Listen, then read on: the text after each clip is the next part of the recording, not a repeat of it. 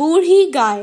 धर्मपुर नामक एक गांव में नागेश नाम का एक किसान था। उसके पास एक बूढ़ी गाय थी। जब वो गाय जवान थी तब वो बहुत सारा दूध दिया करती थी। उस दूध को बेचकर नागेश बहुत पैसे कमाता था। अब वो गाय बूढ़ी हो जाने के कारण उसका कुछ काम नहीं था। इसीलिए नागेश एक दिन बाजार गया और वहाँ से एक नई मोटी ताजी गाय ले आया। वो उस नई गाय को बहुत अच्छा और ताजा चारा खिलाता था और उसका बहुत अच्छे से ध्यान रखता था। पर उस बूढ़ी गाय को वो अपनी मजबूरी समझकर सूखा और पुराना चारा खिलाता था। एक दिन खूंटे से बंधी बूढ़ी गाय को खोलकर वो उससे कहने लगा, तुम अब बूढ़ी हो चुकी हो, तुमसे मुझे कुछ फायदा नहीं होता है। तुम्हें चारा खिलाना भी अब बेकार है। मैं तुम्हें अब जाने दे रहा हूँ। गाय रोते रोते वहाँ से चली गई। रास्ते में उसे गोपाल नाम का एक लड़का मिला। वो कहने लगा, क्या हुआ, तुम क्यों रो रही हो? रोती हुई गाय अपना सारा हाल गोपाल को सुनाने लगी। गोपाल को उसके ऊपर बहुत तरस आ गया। वो अब उसकी मदद करना चाहता था। उसे एक उपाय सूझा। वो उसे अपने साथ नागेश के घर ले आया। उसने नागेश से पूछा, क्या ये गाय आपकी है? हाँ, ये गाय मेरी ही है। क्यों, क्या हुआ? गोपाल ने कहा, क्या ये गाय आप मुझे बेच सकते हो? मैं आपको इसके बदले 5,000 रुपए दूंगा। 5,000 रुपये? इतने पैसों में तो तुम 5 नई ताजा दूध देने वाली गाय खरीद सकते हो। इस बूढ़ी गाय के लिए तुम इतने पैसे क्यों देना चाहते हो? शायद आप नहीं जानते, लेकिन एक बूढ़ी गाय को अपने घर के सामने बांधकर हर रोज सुबह उसे नमस्कार करके अगर खेत जाए तो हमें बहुत लाभ होगा। इसलिए मैं आपसे ये गाय को खरीदना चाहता हूँ। अब उसे इस गाय को नहीं बेचना था। उसने गोपाल को वापस भेज दिया और इसके बाद वो हर रोज गाय को नमस्कार करता और उसका बहुत अच्छा ख्याल रखता था। उस साल बहुत बारिश होने के कारण उसकी फसल बहुत अच्छी हुई थी और उसे बहुत लाभ हुआ था। उसे लगता था कि ये सब कुछ उस बूढ़ी गाय की वजह से हुआ है और वो उसे एक देवी की तरह ख्याल रखता था। इस कहानी से हमें ये शिक्षा मिलती है कि चाहे बूढ़ा हो या जवान, हर किसी की इज्जत करनी चाहिए। घमंडी बंदर। एक बार एक जंगल में एक बहुत बड़ी नदी हुआ करती थी। उस नदी के किनारे पर एक बंदर रहा करता था। वो बहुत घमंडी था। वो किसी भी जानवर से नहीं मिलता था। नदी के उस पार एक आम का पेड़ था। उस पेड़ से आम लाकर सब जानवर मिलजुल कर खाते थे। बंदर के इस व्यवहार की वजह से कोई भी उसके साथ कुछ नहीं बांटता था। बंदर भी सोचता था कि वो भी मजेदार फल खाए। एक दिन उस नदी में एक चरवाहा अपनी बकरियों के साथ एक नाव में आ रहा था। उसे देखकर बंदर ने कहा, भाई, मुझे नदी के उस पार जाना है। मुझे अपनी नाव में ले चलो ना।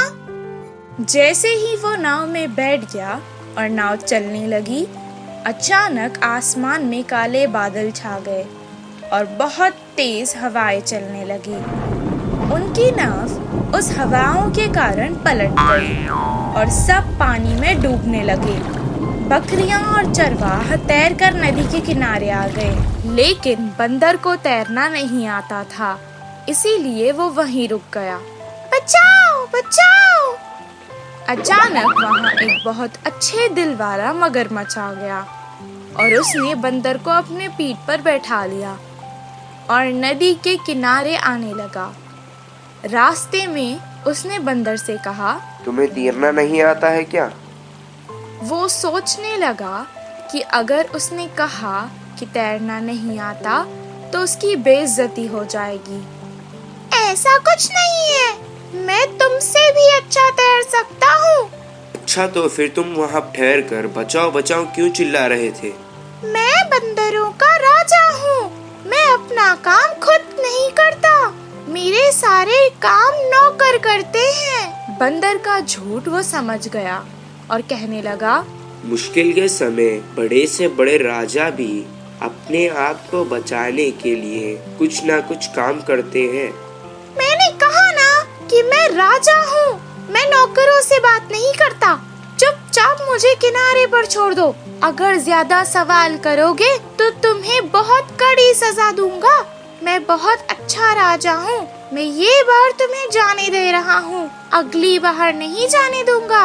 मुश्किल में सहायता करने वाले का ही ये सम्मान नहीं करता, ये सोचकर उसे गुस्सा आ गया।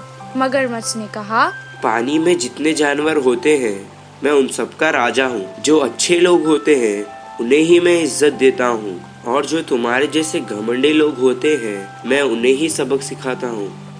तुम पानी में रहने वाले जानवर हो, तुम मुझे क्या सबक सिखाओगे? तब मगरमच्छ ने कहा, अच्छा तो देखो। इतना कहकर उसने बंदर को नदी में फेंक दिया और आगे चला गया। इस कहानी से हमें ये शिक्षा मिलती है कि हमेशा वक्त देखकर बात करनी चाहिए।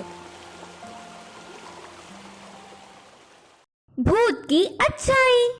एक जंगल के पास वाले गांव में शांता माँ और शिव नामक माँ बेटे रहते थे। आजू बाजू वाले उन पर शब्दों का जादू करके जरूरत के सामान ले जाते थे। बहुत खमा के माँ को खुश रखने वाला शिव को ऐसे काम गुस्सा दिलाते थे।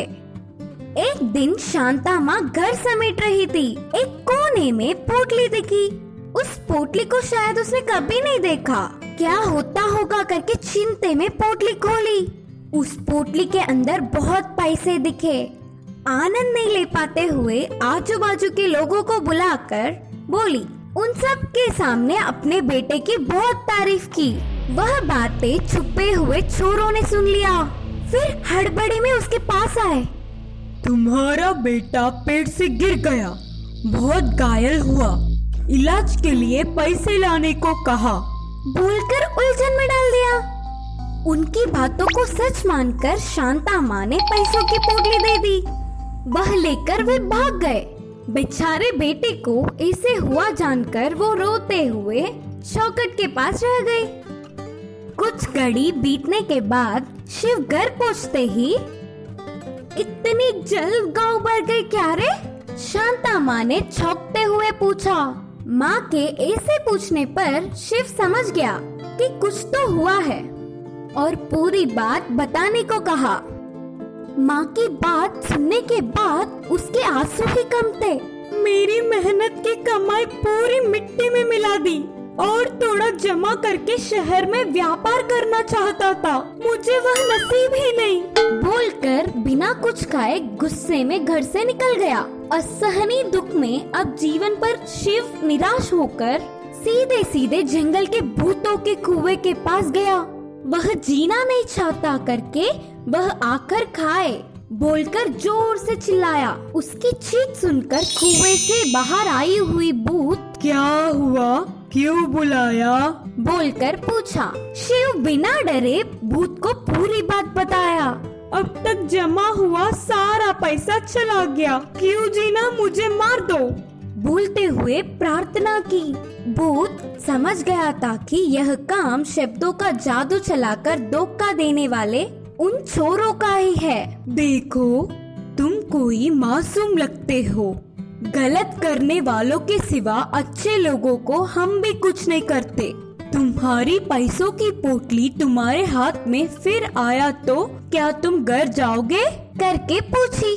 हो पैसे मिलते तो खुशी से घर जाऊंगा, कहा शिव। अच्छा ठीक है, मेरे साथ चलो, बोलकर उसकी पीठ पर बिठाकर उन चोरों के स्थान पर ले गया। तभी वे दोनों चोर मारी हुई पैसों को बांटते हुए उनमें बिना फर्क किए झगड़ा करने लगे।